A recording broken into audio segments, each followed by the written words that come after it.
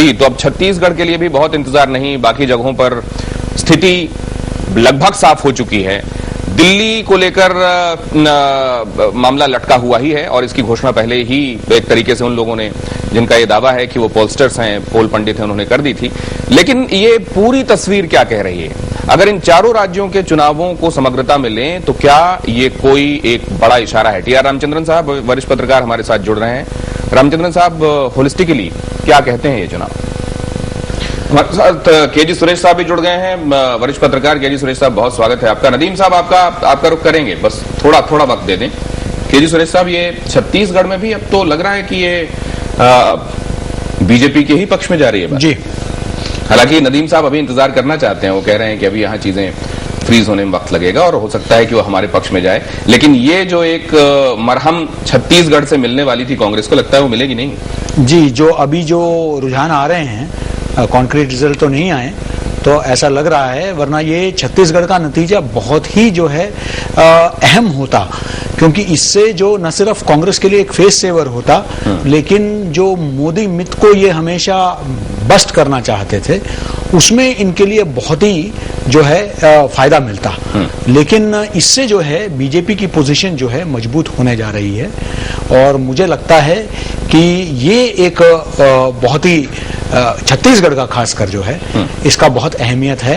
ये वाकई जिस तरीके से नदीम साहब इंतजार कर रहे हैं, मुझे पूरा यकीन है कि बीजेपी भी जो है उतनी ही उत्सुकता के साथ इंतजार कर रही है। जी नदीम साहब, कहिए।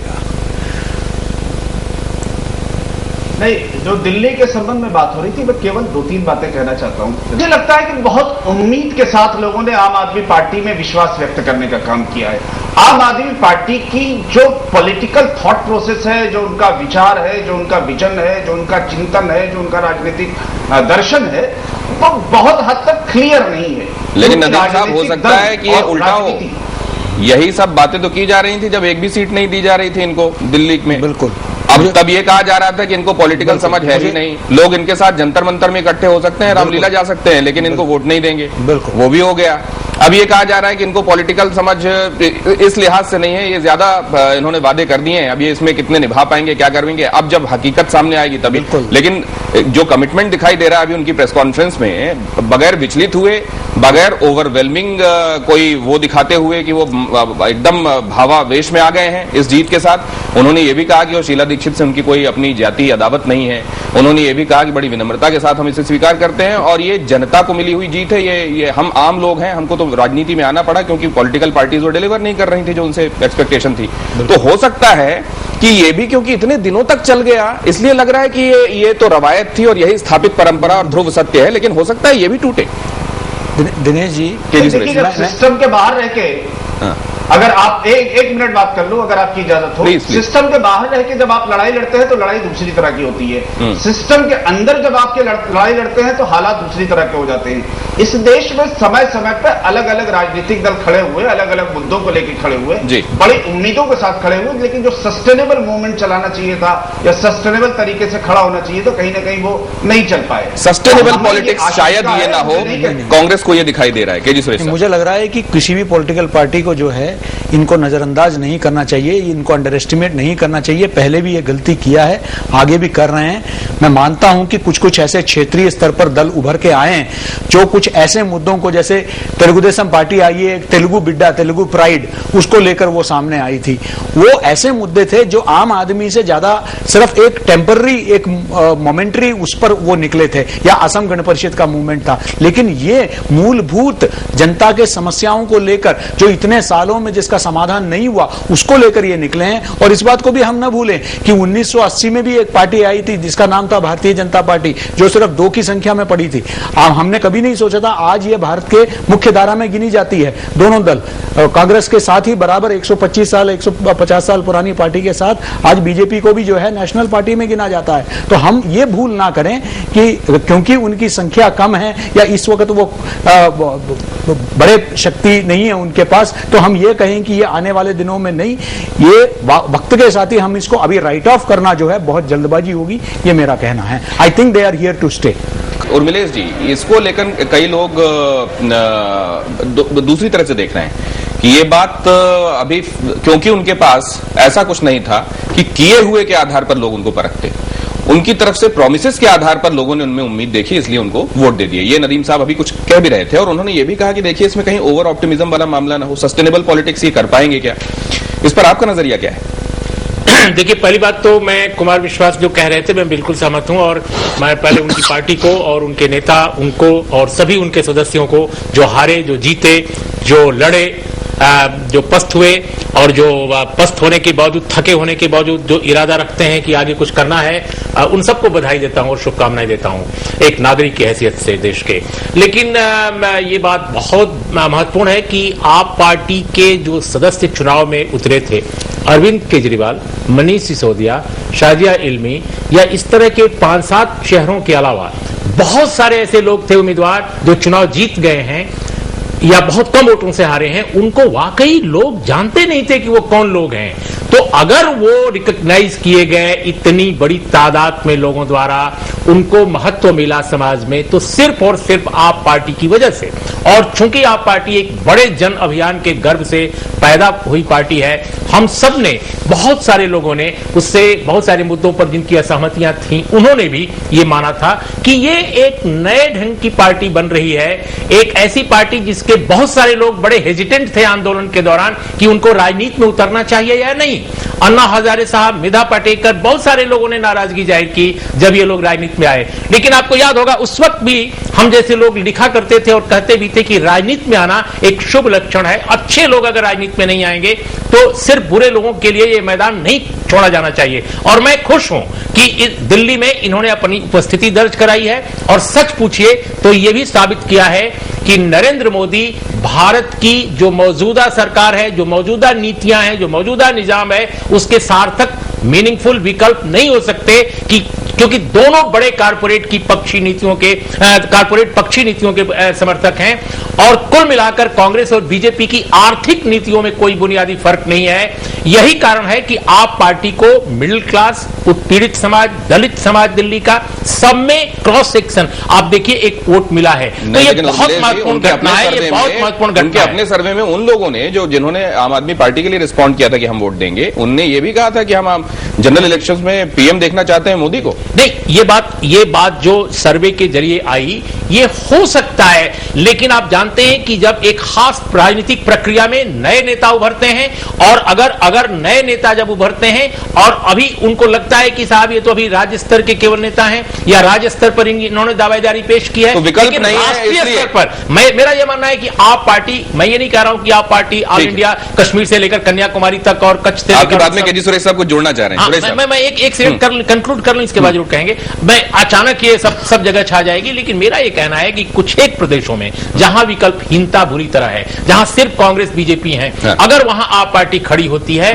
तो एक विकल्प मिल जाएगा। और ऐसे में जो लोग कह रहे हैं कि नरेंद्र मोदी हमारे प्रधानमंत्री पद के वो हो सकते हैं, पसंद हो सकते हैं, शायद वो अपना निर्णय बदल दें। जी, केजी सुरेश साहब। नहीं दिनेश जी, मैं सिर्फ इतना ही कहना चाहता हूं, चुनाव के दौरान, अभियान के दौरान और चुनाव के नतीजे आने के बाद भी मैंने कहा है कि आप जो है, आप पार्टी को नजरअंदाज मत कीजिए, उनको अंडर एस्टिमेट मत कीजिए और ये भी मत समझिए कि ये सिर्फ एक टेम्पररी फिनोमेना है, ये यहां रहेंगे। ये मैंने आपके कार्यक्रम में अभी भी कहा। लेकिन साथ में मैं आप पार्टी को भी ये सुझाव देना चाहता हूं, वो ये कहें कि उनको जो वोट मिला है वो वोट है, बाकी सारा कुछ जो है वो गलत तरीके से प्राप्त हुआ वोट है। जो बाकी लोग जीते हैं वो सभी के सभी जो है शराब बांटकर और पैसे बांटकर जीते हैं। मुझे लगता है कि ये कहना, उसके साथ भी मैं सहमत नहीं हूं। ऐसा नहीं है। अगर यहां वोट पड़ी है तो अगर आप फिर राजस्थान के बारे में क्या कहेंगे, आप मध्य प्रदेश के बारे में क्या कहेंगे? तो मुझे लगता है कि ये सिर्फ कहना कि हम ही सही है बाकी सब गलत है, नहीं, उनका कहने का मतलब ये था कि हम टैली इसको शायद और आगे ले जाते, दूसरों को मिले हुए वोटों को वो नहीं नकार रहे। उन्होंने बधाई दी अभी प्रेस कॉन्फ्रेंस। अगर वो अरविंद केजरीवाल को समर्थन में वोट पड़ा है तो कहीं ना कहीं नरेंद्र मोदी ने यहां जो कैंपेन किया है उसका भी असर पड़ा है। डॉक्टर हर्षवर्धन का भी नाम चला है। इस वजह से बीजेपी जो है विश्वास से आगे है, ये कहा जा रहा है, बीजेपी आपसे आगे है। ये भी पूछा गया था कि शीला दीक्षित से आप मुकाबिल हैं अरविंद केजरीवाल, आप हार गए तो क्या होगा? उन्होंने कहा मैं अपनी हार इसको नहीं मानता, अगर मैं हारूंगा तो मैं जनता की हार के तौर पर इसे देखूंगा। और जब आज वो जीते हैं तो भी वो ये कह रहे हैं कि ये जनता की जीत है। मुख्तार अब्बास नकवी साहब, ये नजरिया हो सकता है, ये शुरुआत में भी समझा गया था कि ये तो आंदोलनकारी हैं, बाहर बैठकर गाली देना बहुत आसान होता है, सांसदों के विषय में अपशब्द कह देना बहुत आसान होता है, लेकिन जब आप इलेक्टोरल पॉलिटिक्स में आएंगे तब आपको हकीकत का पता चलेगा। तो वो इलेक्टोरल पॉलिटिक्स में भी आ गए। क्या आपको ये लग रहा है कि इस फोर्स को हर एक कदम पर अंडर एस्टिमेट किया गया और शायद अब भी? नहीं, कभी अंडर एस्टिमेट न किया गया, न किया जाना चाहिए। जिस समय अन्ना हजारे जी पूरे देश में आंदोलन चला रहे थे, अरविंद केजरीवाल जी चला रहे थे, और उस समय वो कह रहे थे कि जो विधानसभाओं में बैठे लोग हैं वो चोर हैं और संसद में बैठे लोग हैं वो चोर हैं, उसके बावजूद भी जब तमिलनाडु में चुनाव होता है, जो उसके बावजूद भी जब आंध्रा में चुनाव होता है, मध्य प्रदेश में, बिहार में चुनाव होता है, अन्य जगहों पर चुनाव होता है, तो 80% वोट लोग करते हैं, और यानी कि लोकतंत्र के प्रति लोगों का विश्वास है। और जहां तक सवाल है अरविंद केजरीवाल जी की पार्टी का, उनकी पार्टी ने एक अच्छी शुरुआत की है, और हमारा ये मानना है कि उस शुरुआत को वो जारी रखें, और वो जो तमाम चीजें की थी, उन्होंने वायदे किए थे, उसको करें। लेकिन इसमें भारतीय जनता पार्टी और नरेंद्र मोदी जी से जोड़ना या उससे जो है कोई मुकाबला कराना, ये अपने आप में बहुत जल्दबाजी होगी, और अति आत्मविश्वास होगा, और अति उत्साह होगा, और अहंकार होगा। मैं इसमें दिनेश जी एक बात जोड़ना चाहूंगा कि साथ ही कहीं ना कहीं अगर आप देखेंगे कि आप बंगाल का केस देख लीजिए, वहां तृणमूल कांग्रेस जो है अकेली, आपकी ममता बनर्जी एक स्ट्रीट फाइटर के नाते जो है वो कम्युनिस्टों के खिलाफ अकेली लड़कर जो है उन्होंने दिखाया, और वो आज भी चप्पल में घूमती है। पूरी बात हम सुनने वाले हैं, लेकिन हम मुख्तार अब्बास नकवी साहब का यहाँ धन्यवाद कर दें, उनको आगे भी कहीं जाना है। मुख्तार साहब बहुत धन्यवाद। राजीव प्रताप रूडी साहब हमारे साथ जुड़ेंगे जी, अपनी अब बात कीजिए।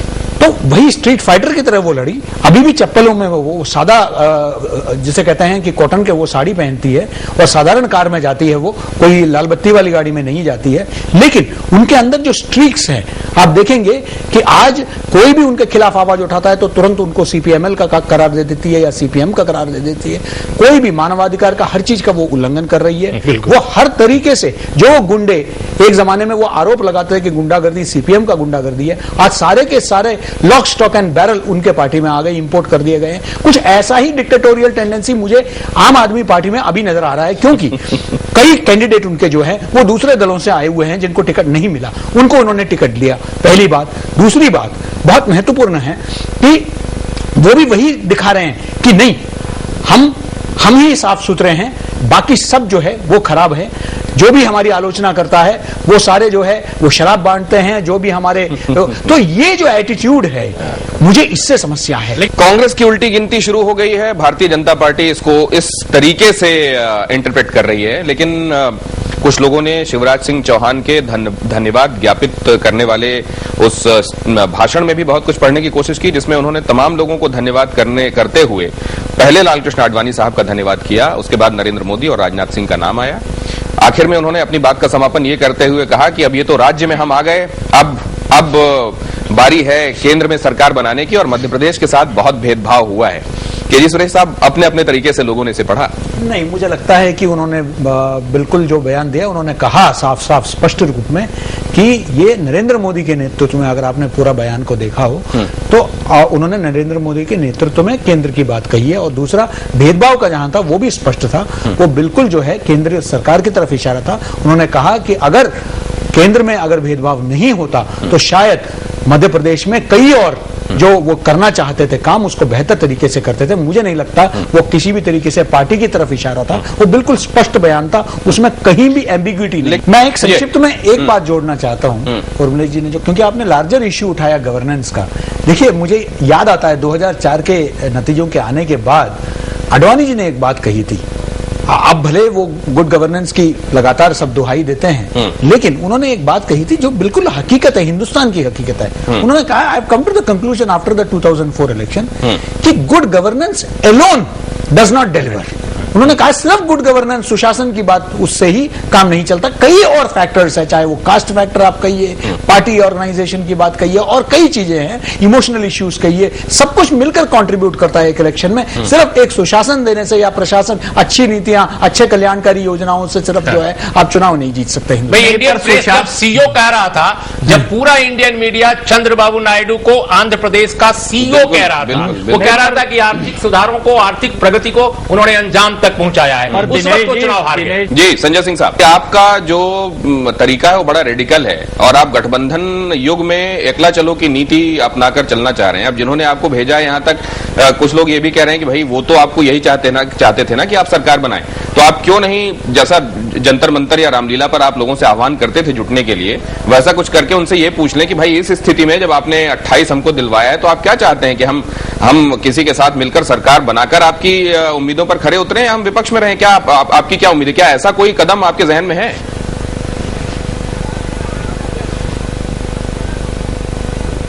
दिनेश जी, मुझे लगता है इसमें पूछने का सवाल कहां से उठता है। जब आप 2G के खिलाफ बोलते हैं, जब आप कॉमनवेल्थ गेम्स के खिलाफ बोलते हैं, जब आप कोयला घोटाले के खिलाफ बोलते हैं, बैसाखी घोटाले के खिलाफ बोलते हैं, जब आप येदुरप्पा के खिलाफ बोलते हैं, बंगारू के खिलाफ बोलते हैं, तो फिर ऑप्शन कुछ बचता नहीं। उसके बावजूद आप जनता को ये कन्विंस करने के लिए, समझाने के लिए प्रयास करेंगे तो देखिए पब्लिक है, ये सब जानती है। आप अगर उसको मूर्ख बनाने की कोशिश करेंगे तो ज्यादा दिन तक सफल नहीं होंगे।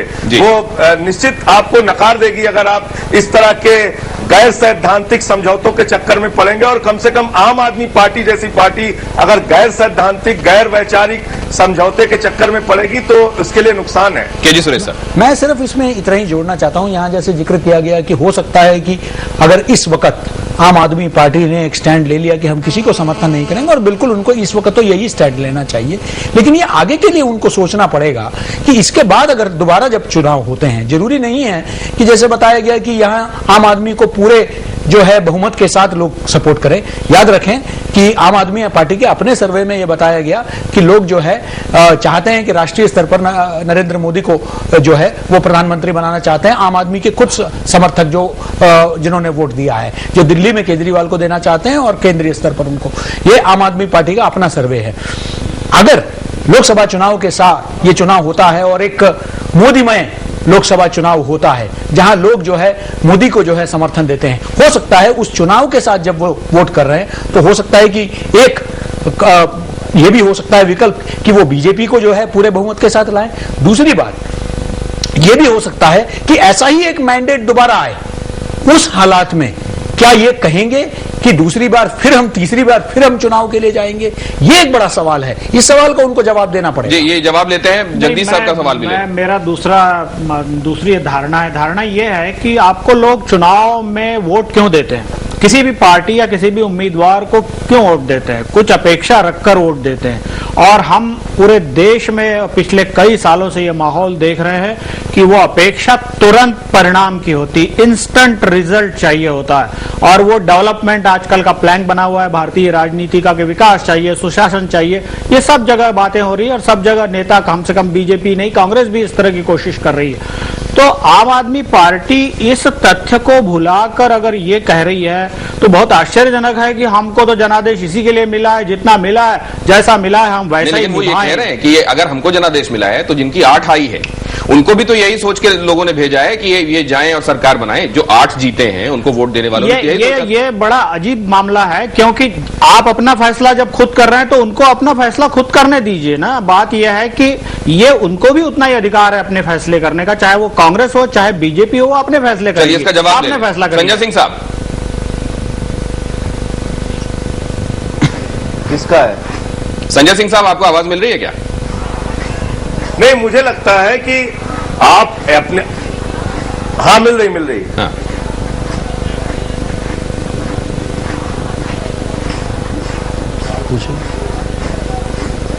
कहिए संजय। दिनेश जी, आप अपना सवाल फिर से दोहरा दें। संजय साहब, 2 बातें यहां से उभर कर आई हैं। एक तो ये कि जिसने आपको वोट दिया वो ये चाहता था कि आप जाएं और ऐसी जगह बैठें कि आप डिलीवर कर पाएं और इंस्टेंट रिजल्ट चाहिए। ऐसे में अगर आप ये तय कर रहे हैं कि आपको अभी सरकार बनाने लायक अगर फिगर्स नहीं मिले हैं तो आप सरकार नहीं बनाएंगे, किसी दूसरे के सहारे नहीं बनाएंगे, क्योंकि आप उनकी आलोचना करके ही आपकी यूएसपी दरअसल उसी के इर्द गिर्द घूमती रही है। दूसरा सवाल यह है कि फिर इसमें आप अगर मान लीजिए आगे अभी आप नहीं जाते, के.जी. सुरेश साहब ने कहा कि मान लीजिए जनरल इलेक्शंस के साथ फिर यहां पे इलेक्शन कराए गए और आपको इतनी ही सीटें मिली, आप फिर सरकार बनाने लायक स्थिति में नहीं रहे, तो आगे आप क्या करेंगे? क्या ये बातें भी आपके अंदर चल रही हैं कहीं?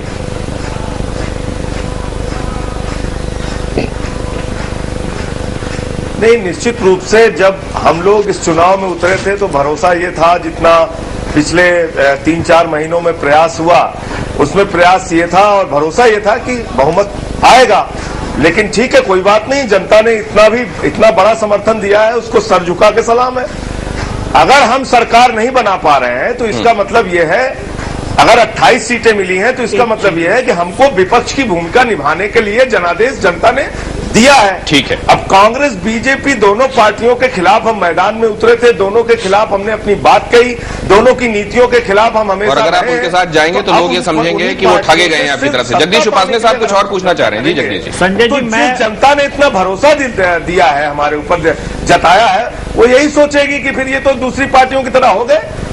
क्या दूसरी पार्टियां यानी भाजपा या कांग्रेस में से कोई बिना शर्त अगर आपको सरकार बनाने को समर्थन देने को तैयार हो जाए तो क्या उनका समर्थन आप लेने वाले हैं?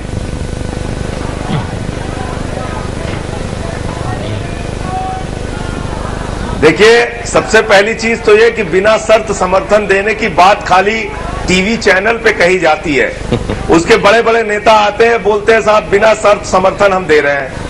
उसके बाद वो 4 महीने के बाद ऐसे ऐसे काम और ऐसे ऐसे समझौते करवाने के लिए आपको मजबूर करेंगे कि आपकी फिर पूरी जो राजनीति की दिशा है वो फिर जोड़ तोड़ और भ्रष्टाचार की ओर बढ़ेगी। तो उस राजनीति में हमें पड़ना ही नहीं है, उस राजनीति से हमें कोई लेना देना ही नहीं है।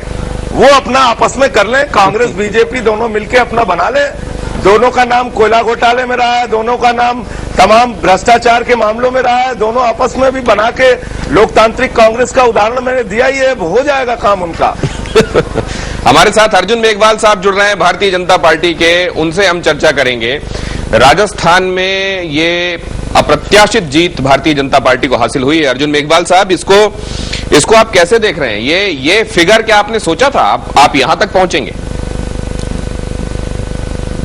देखिए, जब हम स्वराज संकल्प यात्रा के दौरान चल रहे थे तो राजस्थान में एक बड़ा इशू था गुड गवर्नेंस और बैड गवर्नेंस।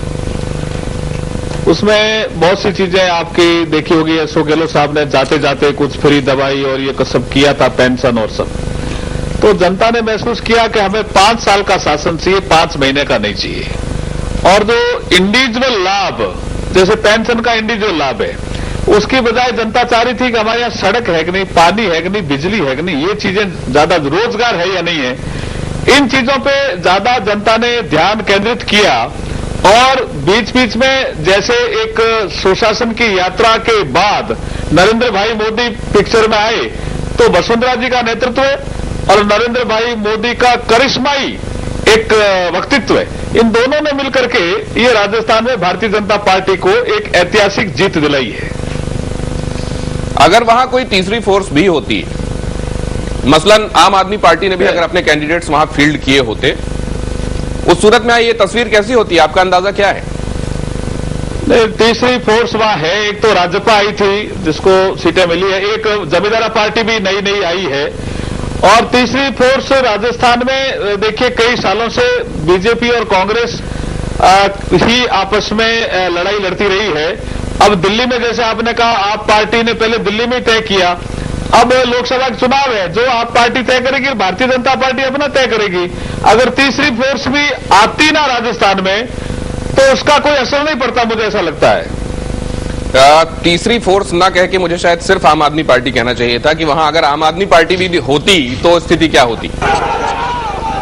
देखिए, आम आदमी पार्टी, ये कल्पना की बात है। अभी आम आदमी पार्टी दिल्ली में अच्छा प्रदर्शन करके 28 सीटें लाई है, और जैसे आपके ही विश्लेषक अभी कह रहे थे कि और जनता की अपेक्षाएं पूरी नहीं उतरी, तो इनके सर्वे में भी आया कि हम दिल्ली में तो अरविंद केजरीवाल को वोट दे रहे हैं, और जब लोकसभा का चुनाव होगा तो हम नरेंद्र मोदी को वोट देंगे।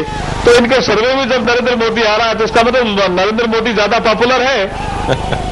नहीं, लेकिन तब शायद वो विकल्प नहीं था। संजय जी, उस वाले सर्वे में क्या अरविंद केजरीवाल भी विकल्प थे क्या?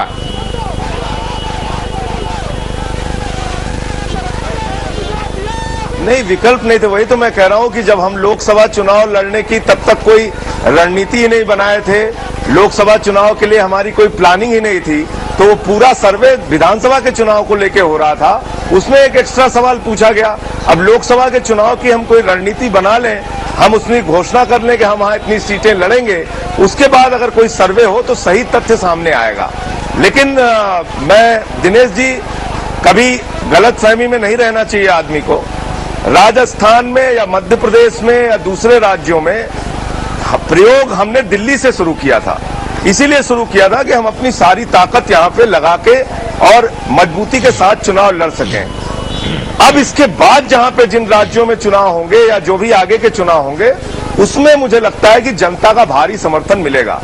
एक बार आपको जनता का विश्वास जीतना होता है, एक बार उनके मन में ये भरोसा दिलाना होता है कि भाई नई तरह की राजनीति भी हो सकती है। लोगों से चंदा मांग के घर घर जाके 10 रुपए लेके भी आप चुनाव लड़ सकते हैं।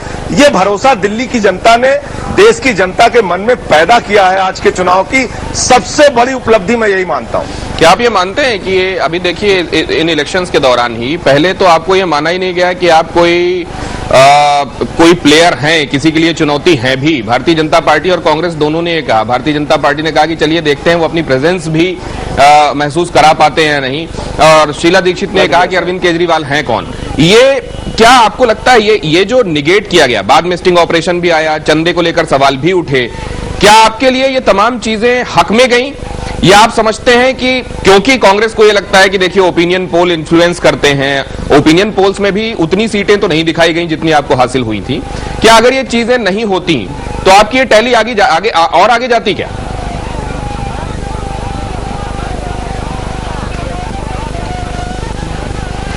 संजय सिंह साहब का हम रुख करेंगे, लेकिन उससे पहले आपको बता दें कि दिल्ली में कांग्रेस साफ हुई तो उसके नेताओं पर भी पहाड़ टूट पड़ा।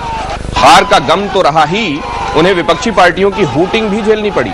दिल्ली के परिवहन मंत्री रमाकांत गोस्वामी 4 राउंड के बाद ही अपनी हार को देखते हुए मतदान केंद्र से चुपके से बाहर निकल गए। पूछने पर उन्होंने कहा कि वो अभी हारे नहीं हैं और मतगणना केंद्र पर वापस लौटेंगे, लेकिन वो नहीं आए। मतदान केंद्र से बाहर निकलने पर उन्हें लोगों के भारी विरोध का सामना करना पड़ा। लोगों ने उनके खिलाफ नारे लगाए और कहा कि मंत्री रहते उन्होंने कुछ नहीं किया। विरोधियों के नारों के बीच जैसे तैसे मंत्री साहब गाड़ी तक पहुंचे और चुपके से घर खिसक लिए।